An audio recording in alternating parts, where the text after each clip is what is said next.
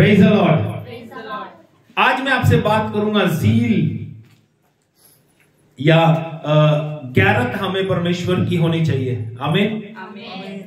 जब मैं सारी बातों पे गौर कर रहा था तो प्रभु ने कुछ बातें मुझसे की और प्रभु का वचन हमने ये पहले भी पढ़ा है, लेकिन आज कुछ अलग रीति से देखेंगे।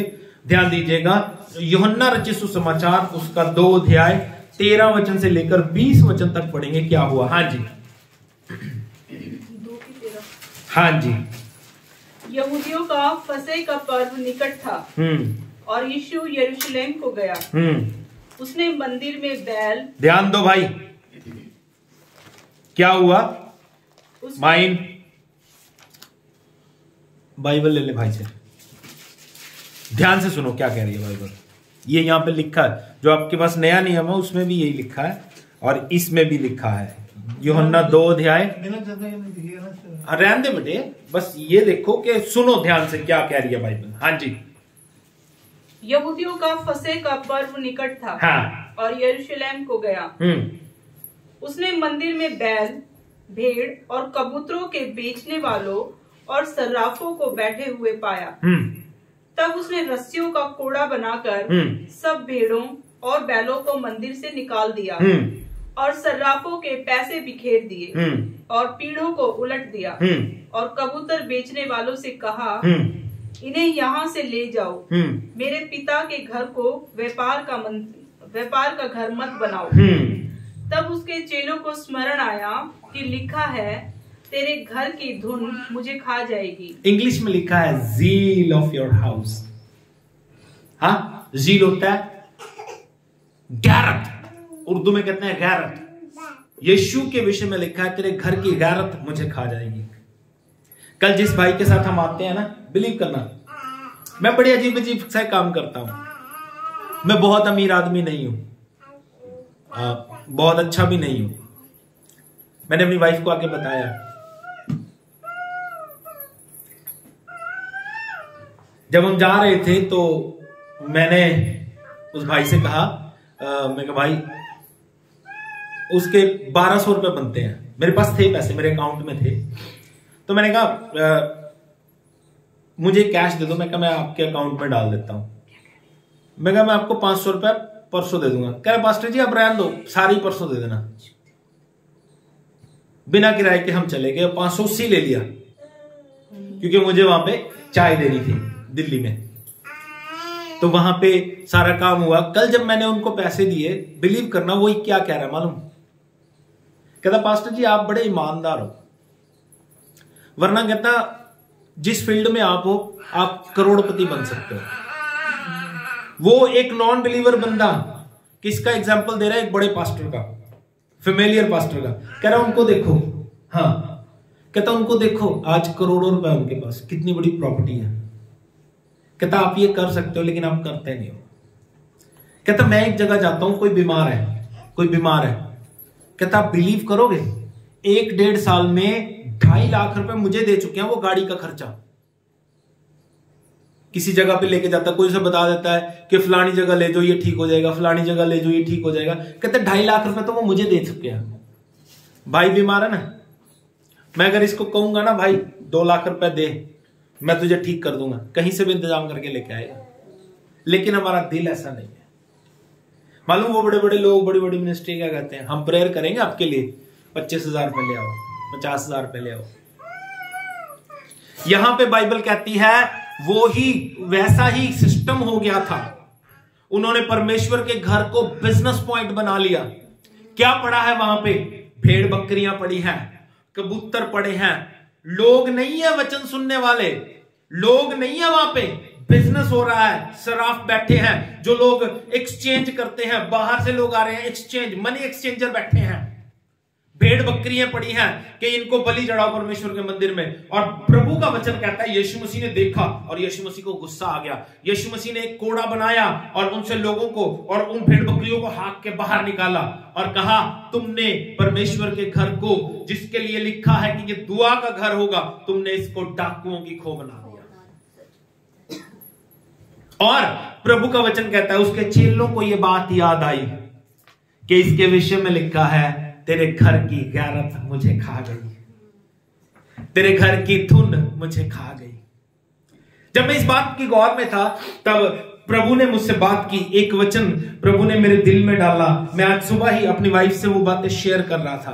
प्रभु ने मेरे दिल में एक वचन डाला, हमने पिछले दिनों सुना। मैं जब देख रहा था, परमेश्वर का वचन कहता है राजा दाऊद एक परमेश्वर का व्यक्ति था। पहले वो राजा नहीं था, एक भेड़ बकरी चराने वाला व्यक्ति था। कौन था?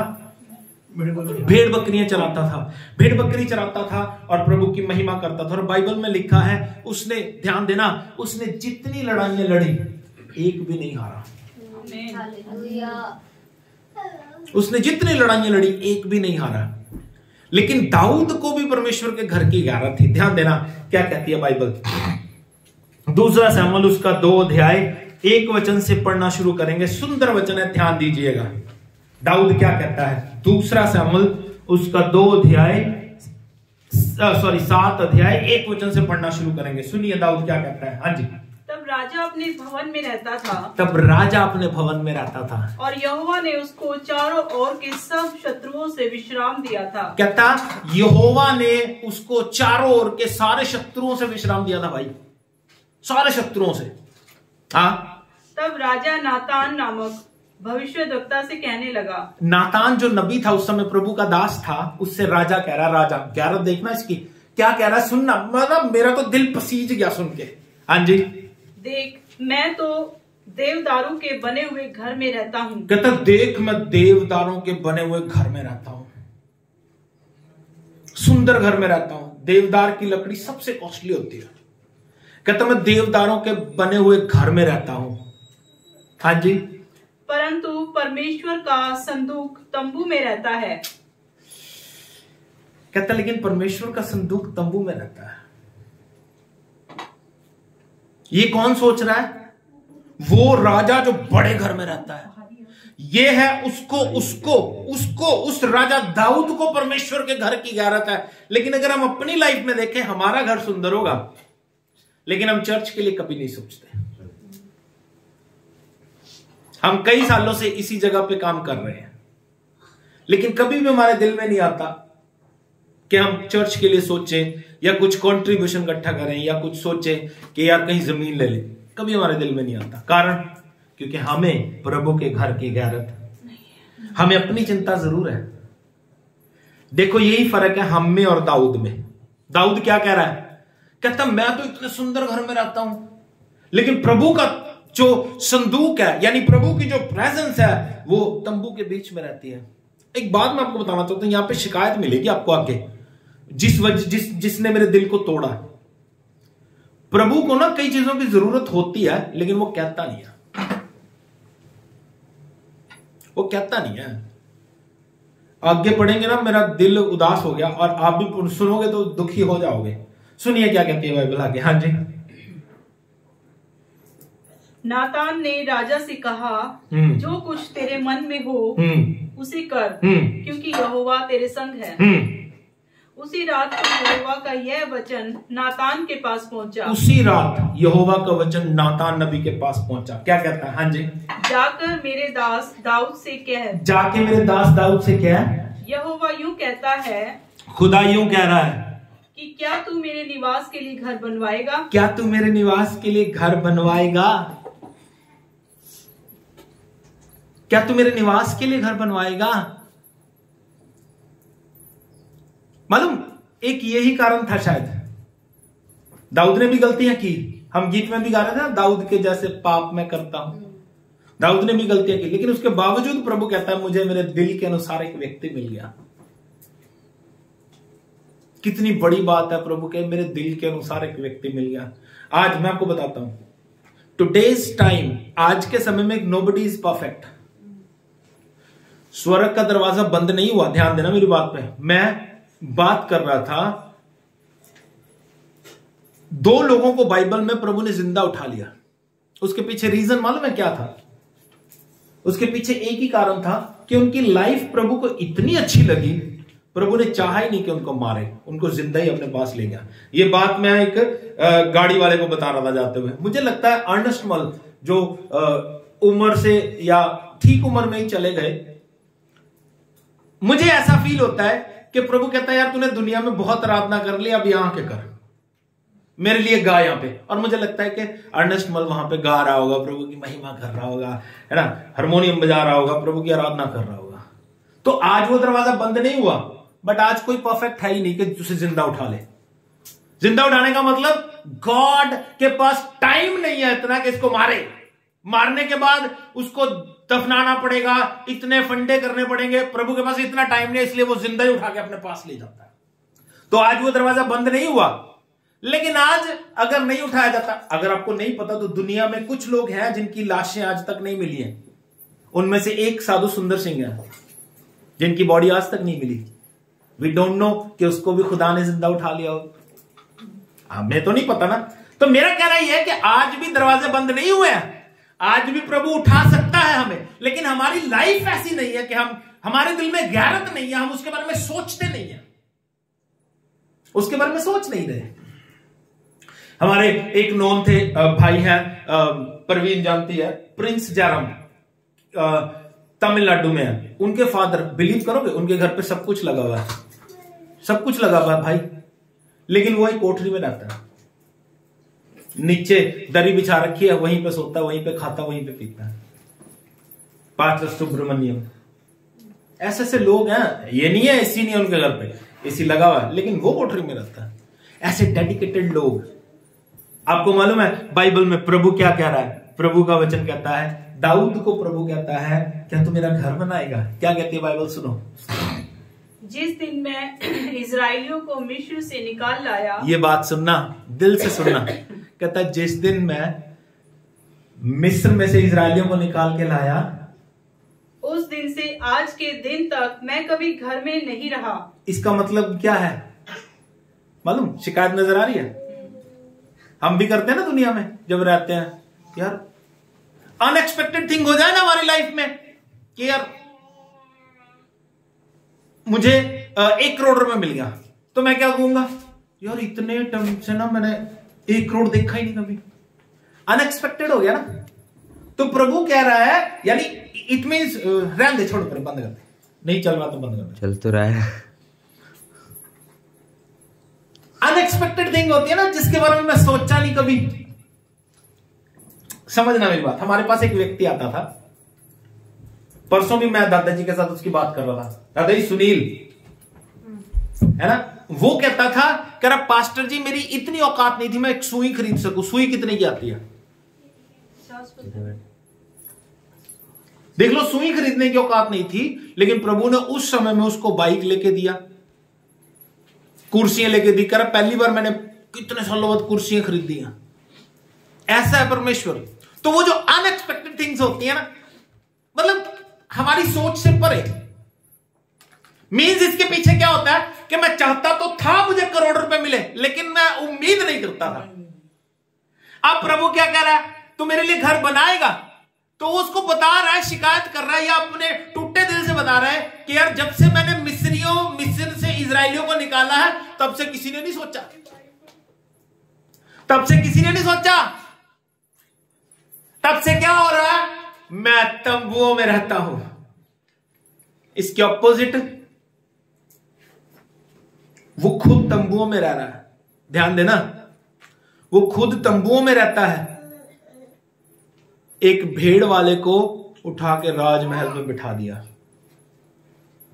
और वो भेड़ वाला ही सोच सकता है, हम लोग नहीं सोचते, क्योंकि हमारे पास तो अपने घर है ना। उसके घर के बारे में क्यों सोचेंगे हम? उसके घर के बारे में क्यों सोचेंगे? हमें तो दशमांश निकालना मुश्किल हो जाता है, ज्यादा हम क्या देंगे? दशमांश से ज्यादा क्या देंगे? दशमांश ही नहीं निकालते। भास्कर, एरन, हमारे लिए तो बड़ा मुश्किल हो जाता है। हम उसका घर कैसे बनाएं? ये नहीं है कि हमारे पास होता नहीं है। मैं हमेशा कहता हूं, ध्यान दीजिएगा, जो लोग दशमांश नहीं देते, मैं हमेशा कहता हूं, क्या आपके घर में आटा नहीं आता? बिजली का बिल नहीं भरते? हमारे घर में कोई बीमार हो जाए, उसकी दवाई नहीं लेके आते, तो दशमांश क्यों मार लेते हैं? ये जीवन है। प्रभु का बंदा देखो, दाऊद को भी प्रभु ने आशीषित किया है, आपको भी प्रभु ने आशीषित किया है। दाऊद भेड़े चराता था, आप में भी कोई छोटा मोटा और काम करते हो, लेकिन आशीष करने वाला स्रोत एक ही है, वो है परमेश्वर। तो बाइबल क्या कह रही है, प्रभु क्या कह रहा है, सुनिए, उसके एहसास को समझने की कोशिश करना। क्या कहता है? कहता है, जब से मैं अपनी कौम को छुड़ा के लेके आया हूं, तब से मैं तंबुओं में रहा हूं और नहीं रहा, तंबू के निवास में आया जाया करता हूँ। क्या मैं किसी घर में नहीं रहा, तंबुओं के निवास में आया जाया करता हूँ। उस चीज को फील करके देखो, फील करके देखो। ये भी उसका घर नहीं है, ये भी उसका, ये कब बनता है उसका घर? Sunday by Sunday. अब चाहिए क्या? जहां पे वो निवास कर सके। अंडरस्टैंड? बात समझ रहे हो? फीलिंग समझ रहे हो उसकी? कहता मैं ऐसे रहा हूं, आया जाया करता हूं, आता हूं, संडे को आता हूं, फिर चला जाता हूं, क्योंकि मेरा घर नहीं है, ये तो संजीव का घर है। बाकी दिनों में क्या होता है? यहाँ पे टेबल पड़ा होता है, कोई आता है यहीं पे बैठता। प्रभु का घर होगा तो वहां पे सिर्फ प्रभु रहेगा। ये बात परमेश्वर हमसे कहता है। और वहां पे क्या कह रही है बाइबल? यीशु मसीह को उसके घर की गैरत खा गई, यीशु मसीह को उसके घर की गैरत खा गई। मुझे नहीं पता क्या बातें हो रही हैं, लेकिन ये शिकायतें परमेश्वर आज से नहीं कर रहा। मुझे प्रभु ने सिखाया, मैं जो आपकी लाइफ में हो रहा है ठीक है, बस चल रहा है, ठीक है, सहन करते रहो, क्योंकि प्रभु ने मुझे अपनी लाइफ दिखाई। मुझे नहीं पता आज मैंने क्या बोलना था, ये प्रभु ने मुझे मेरे साथ बात की, अपनी लाइफ दिखा रहा है। कहता मैं तंबुओं में रहा हूं, घर में नहीं रहा, तंबुओं में आता जाता रहा हूं। और फिर प्रभु ने मेरी नजर एक वचन पे और करवाई, पहला शमूएल उसका 8 अध्याय 6 वचन और 7 वचन। सुनिए यहां पे क्या हुआ था। खुदा के लोग कहते हैं प्रभु से कि हमारे जीवन में एक राजा दे दे। क्या दे दे? राजा दे दे। हाँ जी। और बाइबल कहती है 4 वचन से पढ़ना शुरू करेंगे। तब सब इस्राएली वृद्ध इकट्ठा होकर रामा में शमूएल के पास जाकर उससे कहने लगे, सुन, तू तो अब बूढ़ा हो गया और तेरे पुत्र तेरी राह पर नहीं चलते। शमूएल प्रभु का व्यक्ति, उसको इजरायली कौम के लोग आके कहते हैं, देख भाई तू हो गया बूढ़ा, तू क्या हो गया? बूढ़ा हो गया है और तेरे जो बच्चे हैं तेरी राह पे नहीं चल रहे, अब क्या कर? अब हम पर न्याय करने के लिए सब जातियों की रीति के अनुसार हमारे लिए एक राजा नियुक्त कर दे। सब जातियों की रीति के अनुसार हमारे लिए एक राजा नियुक्त कर दे। क्या कर दे? राजा नियुक्त। क्या कर दे? क्या कर दे? राजा नियुक्त कर दे। किसके अनुसार? सब जातियों की रीति के अनुसार, यानी हर जाति का एक राजा होता है, हमारे ऊपर भी एक राजा ठहरा दे। हाँ जी। परंतु जो बात उन्होंने कही, हम पर न्याय करने के लिए हमारे ऊपर राजा नियुक्त कर दे, यह बात शमूएल को बुरी लगी। किसको बुरी लगी? किसको बुरी लगी? तो प्रभु को बुरी नहीं लगी, प्रभु को भी बुरी लगी। लेकिन प्रभु कैसे शिकायत करता है, सुनो। हाँ जी। और शमूएल ने यहोवा से प्रार्थना की और यहोवा ने शमूएल से कहा। यहोवा क्या कह रहा है? ध्यान देना, दिल से सुनना। हाँ जी। वे लोग जो कुछ तुझसे कहे उसे मान ले। कहता है जैसा वो कहे उसे मान ले। हाँ, क्योंकि उन्होंने तुझको नहीं परंतु मुझी को निकम्मा जाना है कि मैं उनका राजा ना रहूं।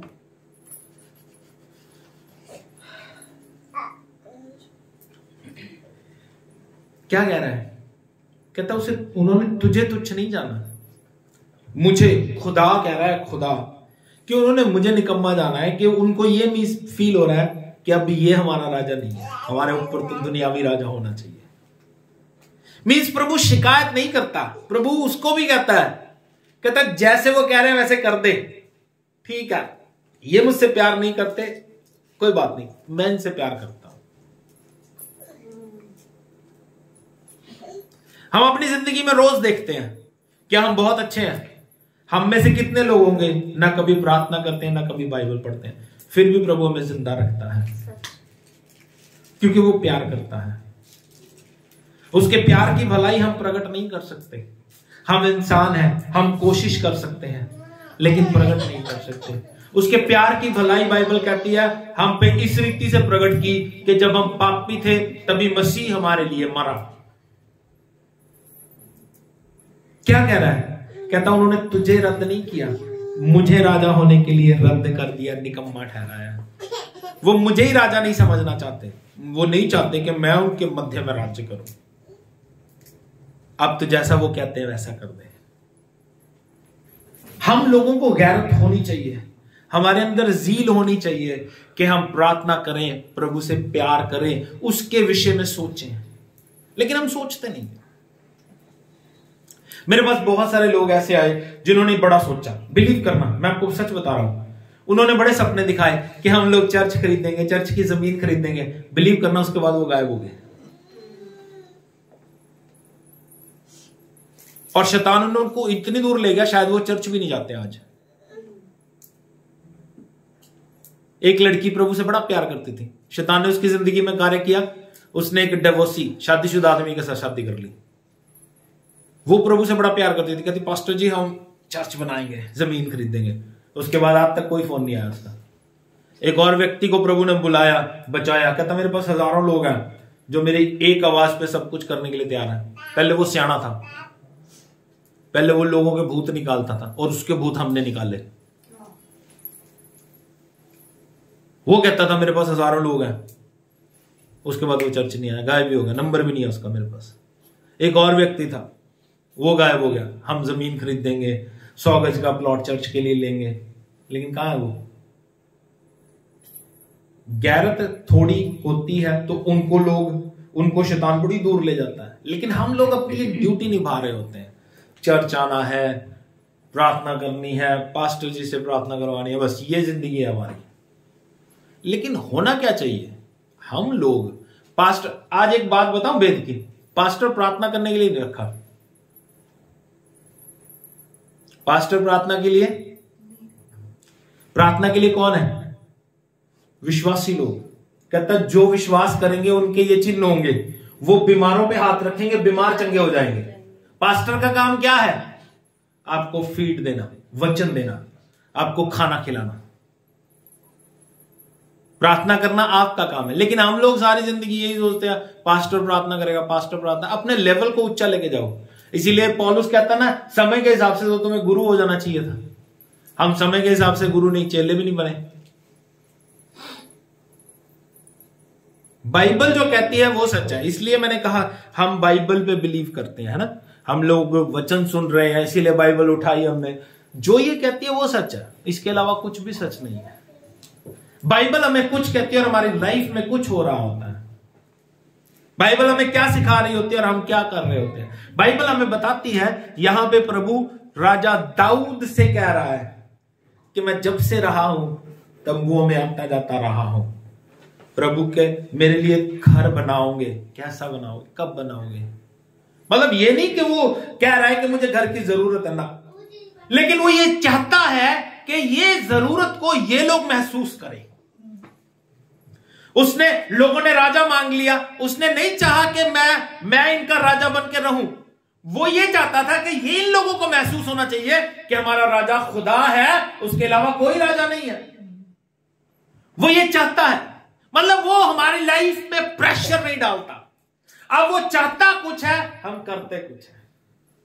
वो चाहता है कि मैं प्रार्थना करूं, कंपेल नहीं करता। वो चाहता है मैं वचन पढ़ूं, प्रेशराइज नहीं करता। वो चाहता है मैं दशमांश दूं, तक्का नहीं करता। वो चाहता है कि तुम मेरे लिए घर बनाओ, लेकिन जबरदस्ती नहीं करता। चाहता वो कुछ है, वो चाहता है।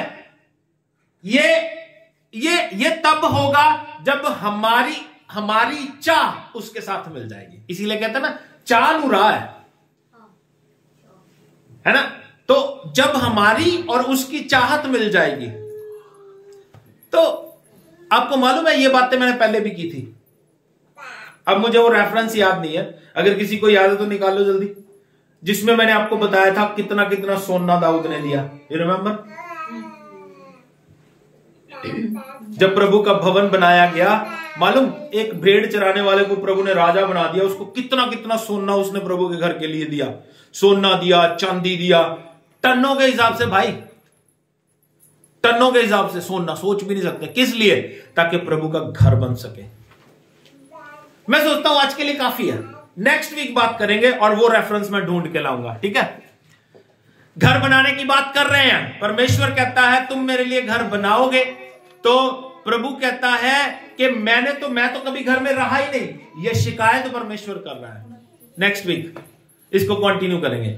जील, हमारे अंदर गैरत आनी चाहिए, हमारे अंदर गैरत आनी चाहिए। दुनिया में कितनी गैरत है, वो अपने अपने अपने धर्म के प्रति या अपने राज्य के प्रति या अपनी चीजों के प्रति कितने गैरती है ना? हम लोग कितने गैरती हैं, हम लोग कितनी प्रार्थना करते हैं, हम लोग कितना प्रभु के लिए सोचते हैं, इस बात पे गौर करें। प्रभु आपको आशीष दे। हम अपने सरों को झुकाएं, इसको कंटिन्यू करेंगे next week. Zeal for your house will consume me, मुझे तेरे घर की गैरत खा रही है।